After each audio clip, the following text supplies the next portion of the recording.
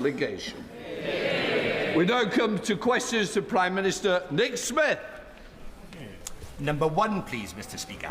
Prime Minister. Mr. Speaker, the scenes of destruction emerging from Jamaica are truly shocking.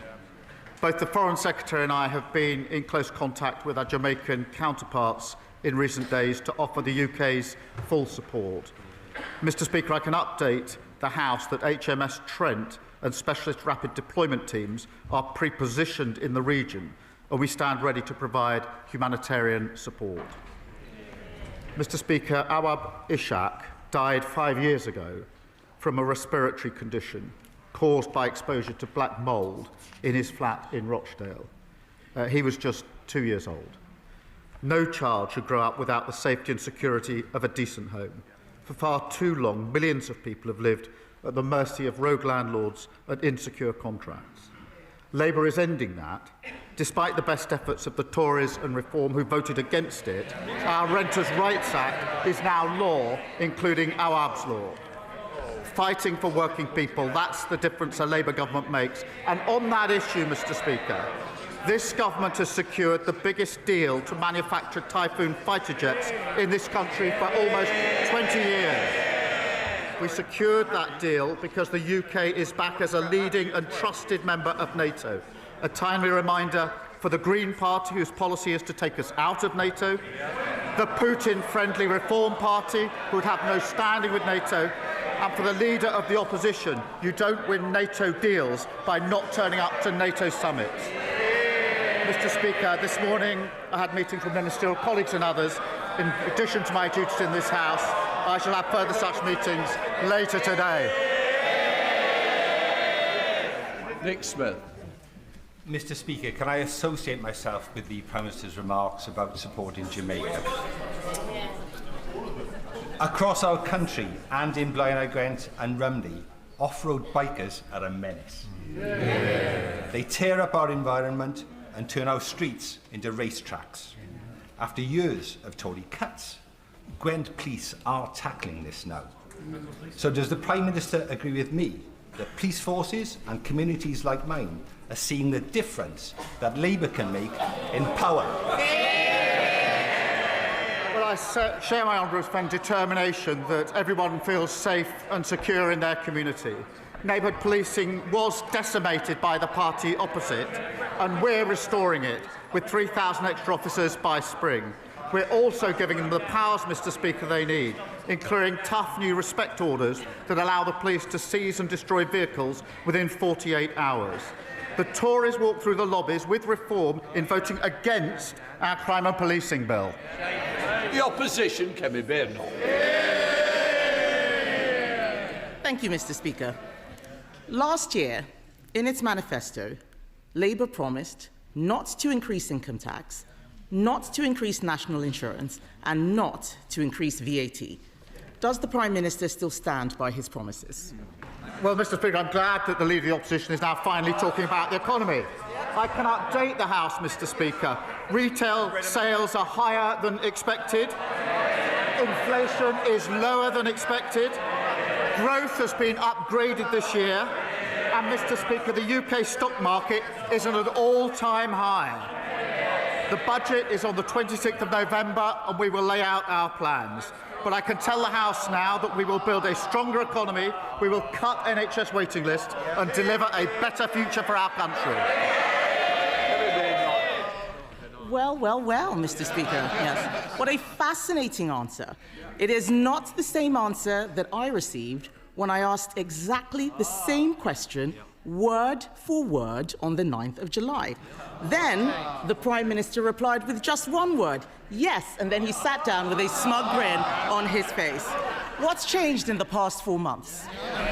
Mr. Speaker, as she well knows, no Prime Minister or Chancellor will ever set out their plans in advance.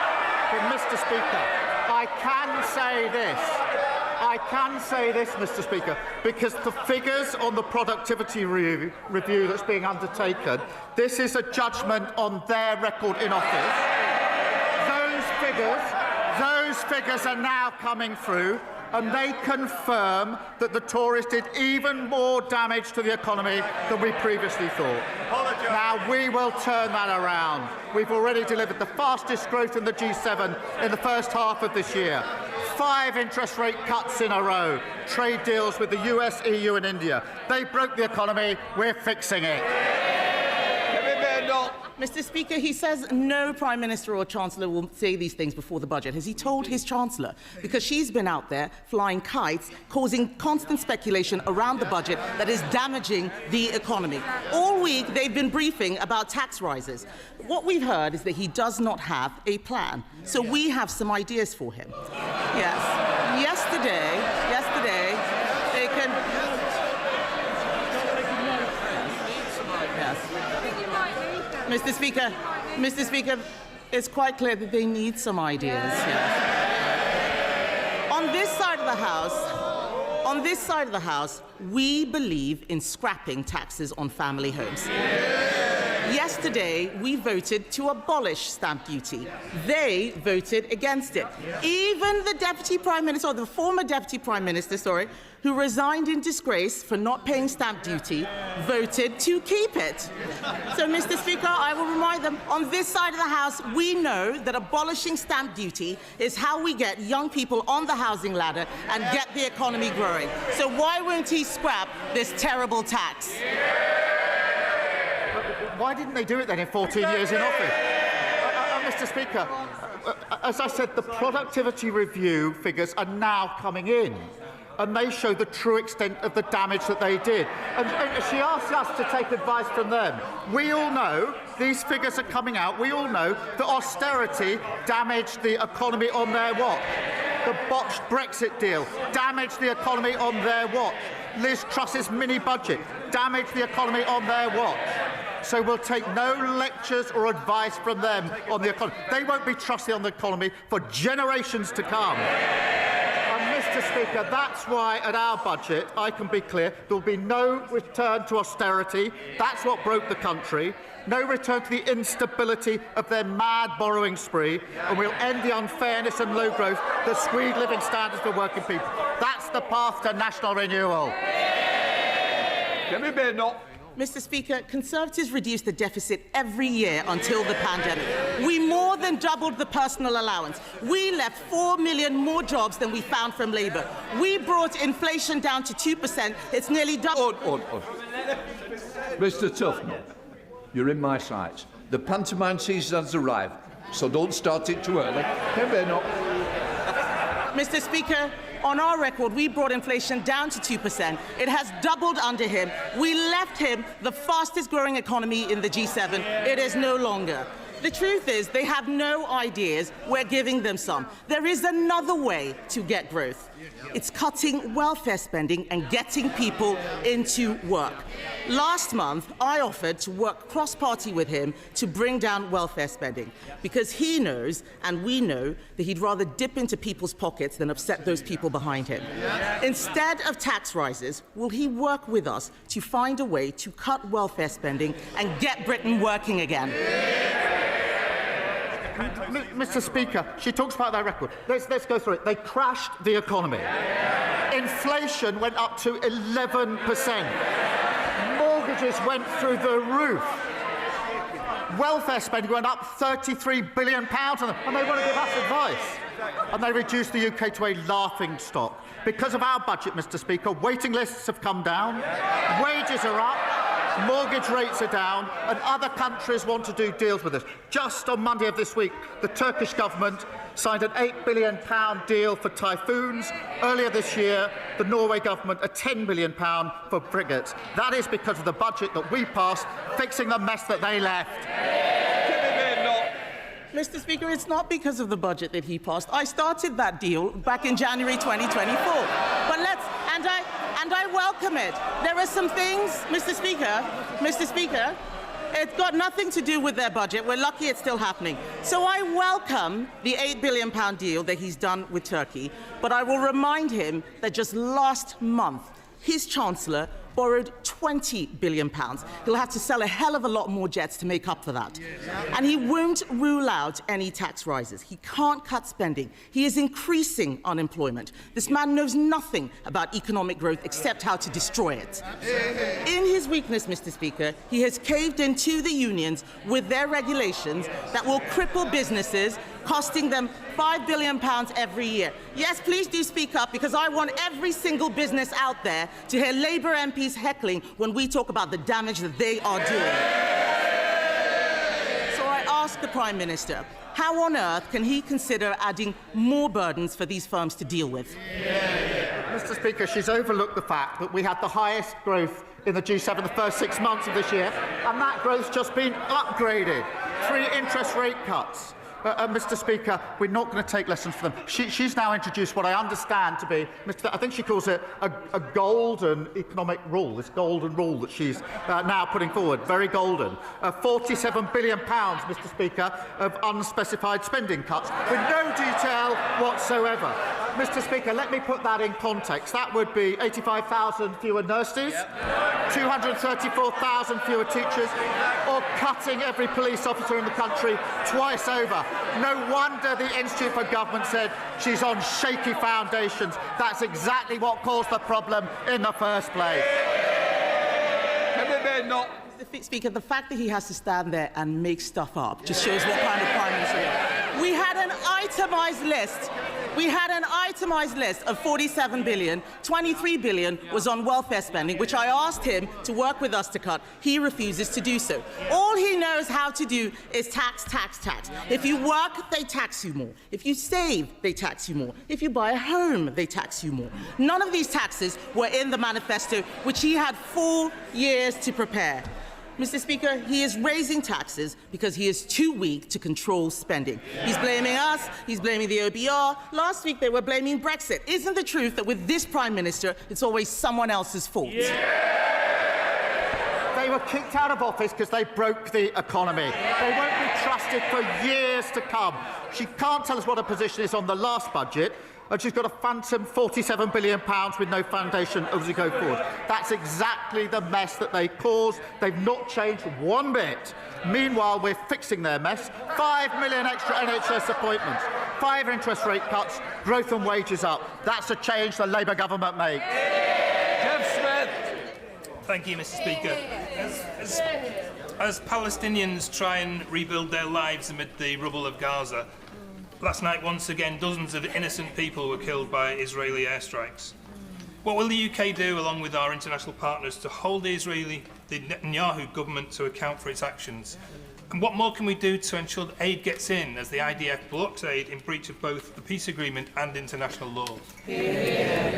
Well, I thank him for raising this, and I'm deeply concerned, Mr. Speaker, by the strikes, and that underlines the fragility of the ceasefire deal. All sides need to uphold President Trump's peace plan. It is the only route to long-term peace for Israelis and Palestinians.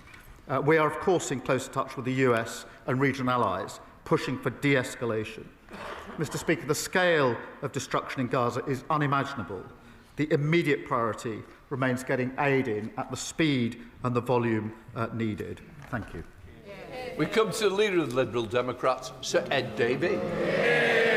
Thank you, Mr. Speaker. And can I associate myself with what the Prime Minister said about Jamaica and indeed all those islands and countries affected by Hurricane Melissa? Our thoughts and prayers are with all those affected. And I'm sure the whole House will want to join me in paying tribute to Prunella Scales, Mr. Speaker. I suspect I'm not the only member of the House with a Fawlty Towers DVD box set. She will be greatly missed. Mr. Speaker, across Europe, in countries like Poland, Germany and France, we've seen evidence of dangerous Russian interference in their politics.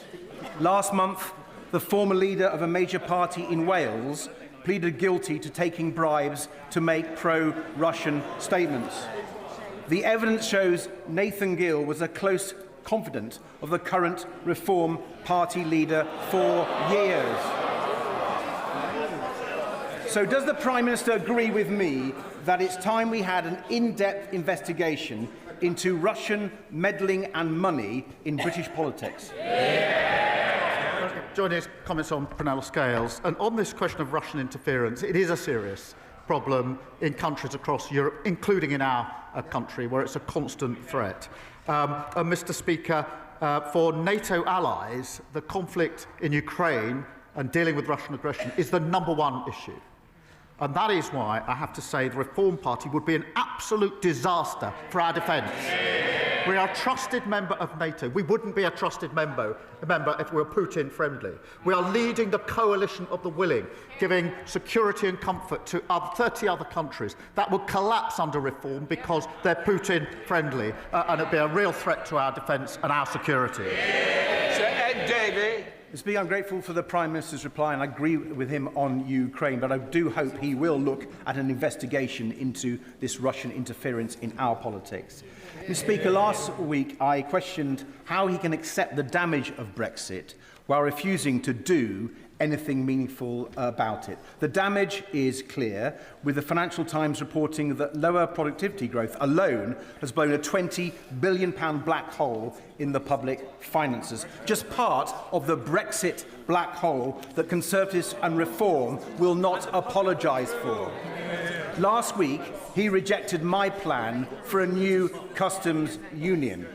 So can I ask him what action he will take to change the Brexit deal, or is he just planning to complain about it? Well, he must have overlooked the fact that there was a UK-EU summit earlier this year in which there were 10 strands to the change that we've already agreed in relation to relationship with the EU, including closer trading relationships, including closer work on defence and security, and that is an iterative process that we will continue into next year. But he's absolutely right about the botched deal of the last government, the damage that's done to our economy, and we're just seeing some of the figures coming through in relation to that. That's one of the reasons, or one of the factors behind the way they crashed the economy. Jonathan Brash. Thank you, Mr. Speaker. Football is a game based on fairness, yet brilliant clubs that unite communities every week, like Hartlepool, are being held back by a fundamental unfairness. The 3 Up campaign, backed by 72 National League clubs, including Hartlepool United, and championed by Hartlepool legend Jeff Stelling, seeks to grant a 3rd promotion place from the National League to League 2. This simple change will be transformational for these historic clubs, many of which are over a century old. Now, while I accept Arsenal may never directly benefit from such a change, does the Prime Minister agree that this campaign to put football first would help the new football regulator protect club heritage, ensure stability and put fairness and fans back at the heart of our game? Well, can I start by wishing Hartlepool United the best for this season? He will appreciate the structure of the leagues is a matter for leagues themselves, but I do commend his campaign and everything that he's putting behind it. I also want to pay tribute to the staff, the fans and the players at Sheffield Wednesday at this difficult time. Mr. Speaker, we've delivered the independent football regulator to stand up for fans and make sure clubs have fit and proper owners. The party opposite used to support that, but now they oppose it. Gavin Robinson. Mr. Speaker, the Prime Minister has a deep understanding of policing in Northern Ireland and the importance of it. He knows about the ongoing national security threat. Indeed, he knows about the additional costs of dealing with the legacy of our past. And he knows that the PSNI has been underfunded. He knows that the Northern Ireland Executive have rightly brought forward a stability programme for them. He knows that they are under strength, because New Decade, New Approach in 2020 suggested there should be 7,500 police officers in Northern Ireland. Today there are 6,200. But does he know that the Treasury did not look favourably upon a request to draw upon the reserves for a data breach cost of £120 million? Does he recognise that in Treasury terms that incident was unpredictable, it was unforeseeable, it's unaffordable? It matches the criteria that the Treasury have. To set aside that money in a year would be 10% of the overall PSNI budget. It is not affordable. Can I ask him, in engagement with the Chancellor, to think about this issue again and to ensure that our police service of Northern Ireland and the national security threat that they face is not hampered by in-year financial rules? Well, can I thank him for raising this important issue, and I know it is of real concern to him. Can I reassure him that I am in regular contact with the Chief Constable, John Boucher, and the PSNI on this very issue, as he would expect. As he's aware, we provided a record settlement for the Executive, £19.3 billion per year on average. We also invested £113 million in additional security funding for the PSNI to help address specific security challenges. Now, whilst it's for the Executive to set the PSNI budget, I want to reassure him that our commitment is to keeping people safe in Northern Ireland. Alan Strickland. Thank you, Mr. Speaker. I'm speaking on behalf of my constituents, Shannon and Tyler, who lost their 2-year-old son, Hudson, earlier this year. Worried about their son and calling 111, they were told he had gastroenteritis. In fact, Hudson had a twisted bowel and a few days later, after being rushed to hospital, tragically died. Mr. Speaker, Shannon and Tyler are full of praise for the NHS medical staff who worked so hard to save their son's life. They just wish they'd been offered an in-person appointment sooner, which might have given a more accurate diagnosis. They want Hudson's legacy to be better access to face-to-face NHS appointments for children under 5, so other families don't face this tragic situation, and their online petition on this matter has gained over 80,000 signatures. Will the Prime Minister join me in sending the best wishes of this House to Hudson's family? And will he ensure they meet a health minister to discuss their courageous campaign? Well, can I thank him for raising this tragic case? And I'm sure I speak for the whole House in saying we send our sympathies and thoughts to Hudson's parents, Shannon and Tyler. And I'll make sure that they get the meeting that he's asking for. This is exactly why we're working to improve access to face-to-face appointments for those that want one. And to enable that, we've delivered the largest cash uplift for GPs in a decade, put over 2,500 GPs into general practice, and we're upgrading 1,000 surgeries to deliver 8 million more appointments. James McMurdo. Thank you, Mr. Speaker. Mr. Speaker, earlier this week, I got to see the very best and some of the worst of our National Health Service. When my own daughter needed them, they were there. But when an 89-year-old gentleman in the restaurant I was eating in collapsed, it took over an hour and 15 minutes between my first call and the arrival of 2 exhausted paramedics. Basildon Hospital has just been downgraded to inadequate in the latest Care Quality Commission. Can I please invite the Secretary of State for Health and Social Care, or the Prime Minister herself if he has time in his schedule, to come and visit Basildon with me so we can both thank them for the exceptional work they do, but also get to grips with the problems they're facing. Well, can I thank you for raising this case and the 2 examples that he's given. The downgrade at Basildon Hospital is deeply disappointing. The Care Quality Commission has set out immediate actions for the Trust leaders to deliver improvements.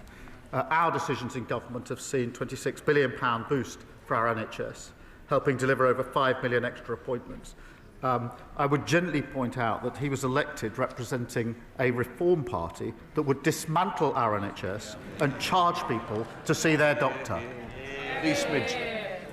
Thank you, Mr. Speaker. Reform say they stand up for the working class, but the truth is they never have. No. They voted to block the Employment Rights Bill again and again. So does the Prime Minister agree that it's only this government on the side of working people? It's Labour creating tens of thousands of jobs, like with our deal with Turkey. It's Labour getting rid of zero-hours contracts, and it's Labour protecting workers from unfair dismissal from day one. I'm proud that we delivered the biggest upgrade to workers' rights in a generation, and the Tories and Reform vote against it at every turn, as they always do with any form of workers' rights and protections. And in relation to the deal that we struck on Monday, Mr. Speaker, with Turkey, that is a deal worth £8 billion, 20,000 jobs, 10 years of work in manufacturing with the typhoons. That is only possible because we're a trusted member of NATO, and Reform have been an absolute nightmare on defence because they would not be a trusted member of NATO because they're Putin-friendly. Thank you very much, Mr. Speaker. Targets for cancer patients beginning treatment within 62 days hasn't been met by any NHS trust for 10 years, a legacy of the last Conservative government. If this target had been met in every month of 2025, so far nearly 3,000 breast cancer patients would have started their treatment on time. Will the Prime Minister ensure that the National Cancer Plan, which I asked for a year ago, makes it possible for the 62-day target to be met, along with recruiting much-needed cancer specialists and replacing outdated equipment? Well, I thank him for raising this, and I know this is personal to him. We are investing £600 million to improve diagnostic capacity and rolling out new radiotherapy machines, including in his local trust, I'm pleased to say. We have seen real improvements. 148,000 more people now have cancer diagnosed or ruled out within 28 days, but I acknowledge there is more to do on this. The National Cancer Plan will set out how we will go further and deliver the best care for every patient. Mr. Speaker, the big four banks have been allowed to abandon our high streets, basically closing them with impunity. Between 1999 and 2025, my constituency alone has lost banks at Guipeworth, Newbigin-by-the-Sea, Bedlington and Blythe. And this, Mr. Speaker, is at the same time these banks made more than £40 billion profit in last year in cash. The manifesto pledge to roll out 350 banking hubs is to be welcomed, but its quirky, almost bizarre qualifying criteria needs detailed revision. Will the Prime Minister commit to a wholesale review of personal face-to-face banking, which would enable local residents and local businesses, alongside many vulnerable people, to access their own money in their own time on their own high street? Well, can I thank you for raising this? And I know how important face-to-face banking is on our high streets. We have committed, as he says, to rolling out 350 banking hubs across the United Kingdom. Over 180 are already open. I want to reassure him that 350 is not the limit. While decisions over hubs are taken independently, they can be rolled out wherever a community needs one. And I'm happy to make sure the relevant Minister follows up with details for him. I will. Mr. Speaker, I'm proud that the last government introduced the triple lock and we're committed to keeping it. But from...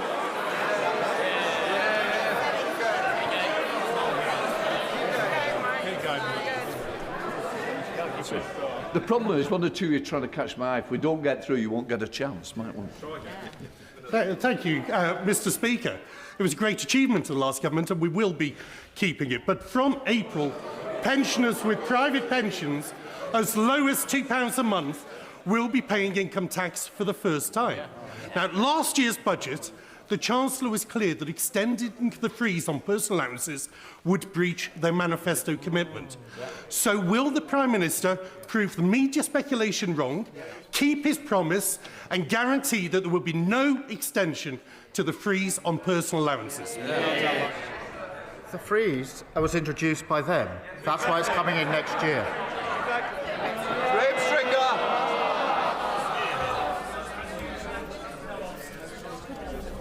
Mr. Speaker, the Honourable Member for West Suffolk, when he was an official, produced a devastating report on the Home Office. Reading it, it shows a department characterised by disarray and defeatism. There have been 12 Home Secretaries over the last 30 years, some better than others, but none have managed to get this department in order to deliver the services that people should expect in this country. Will the Prime Minister give the new Home Secretary the necessary resources and policy interventions to make sure that she can be successful? Yes, she's bearing down on the challenges at the Home Office, most of them inherited from the last government, and we will make the changes necessary, and I have every confidence in the Secretary of State to do so. Fan of the House, Sir Edward Lee. After all the hatreds in the world today, wasn't it a lovely moment to see the King and the Pope pray together in the Sistine Chapel? Doesn't it give us hope that these historic divisions can be resolved?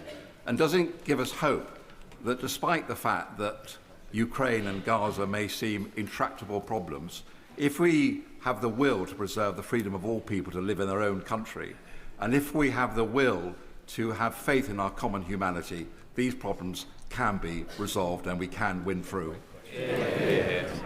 Can I agree with him? I thought the King and the Pope praying together was an incredible message to the world and very, very powerful.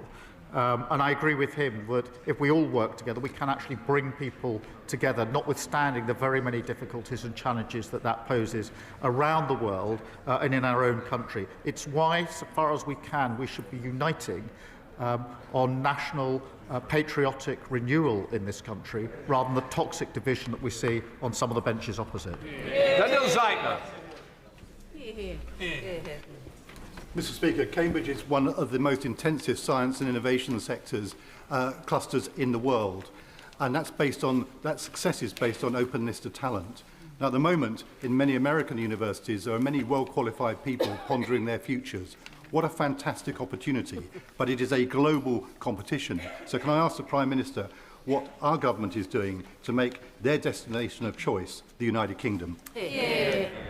Well, my honourable friend's constituency is just one example of why the United Kingdom is a world leader in educating and attracting the brightest minds.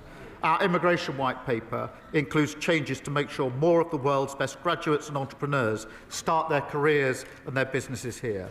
Mr. Speaker, we're also boosting our R&D sector with more than £86 billion, making sure we continue to attract the best and the brightest. Alison Griffiths. Thank you, Mr. Speaker. Last weekend, I spoke to Paul, who runs Bar Humbug Sweets in Littlehampton. And yesterday, I heard from Matt, a tech entrepreneur whose British company employs thousands worldwide. Their businesses couldn't be more different, but they both told me the same thing. This government is piling on new taxes, regulation and costs that make it harder to create jobs, invest and grow. So when will the Prime Minister stop choking opportunity and start backing the people who create jobs in the first place? Well, Mr. Speaker, our small business plan was widely welcomed by small businesses across the country, not least because of their input into it. But she complains about the measures we had to take at the last budget, including national insurance. It says chose to take. They still can't say whether they'd reverse them. They know nothing about the damage they did to our economy. Janet Davey. Mr. Speaker. Mr. Speaker, I'm wearing all black today, and that's to demonstrate my sorrow due to a fatal stabbing that took place in my constituency yesterday. Now, we all know that one death is one death far too many, but I've had 2 deaths in my constituency in the last few weeks. My community needs reassurance. Knife crime must end. Can the Prime Minister say what more his government is doing to tackle knife crime? Well, can I thank her for raising these tragic cases which have a huge impact on families, friends and communities. And I know that she's a passionate and dedicated campaigner on this issue. Every single life that's lost to knife crime devastates communities, and that's why we've banned zombie knives and ninja swords and have strengthened controls on online knife sales. Mr. Speaker, we're also giving stronger powers for police in our crime and policing bill, which both the Conservatives and Reform voted against. Glover. Thank you, Mr. Speaker.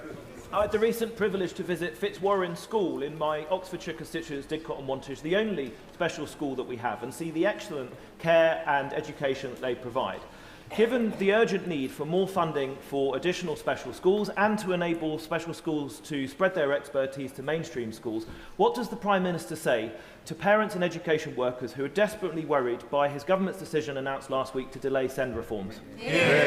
Well, I'm grateful for him raising this, and I think the broken SEND system is the issue that's been raised with me more frequently than any other issue at Prime Minister's questions. That's why we do need to review it. It's not working for any of those involved, particularly children and parents. It is important that we get it right, and insofar as we can, that we get a consensus about how we go forward, and that's what we're attempting to do. Mr. Speaker, a 4th patient has entered the glioblastoma drug trial set up in memory of my late sister. Today, we are joined by Ben Trotman, a patient of a similar trial in 2022, funded by the John Moulton Foundation. Since then, Ben has married Emily, and in March they welcomed beautiful baby Mabel.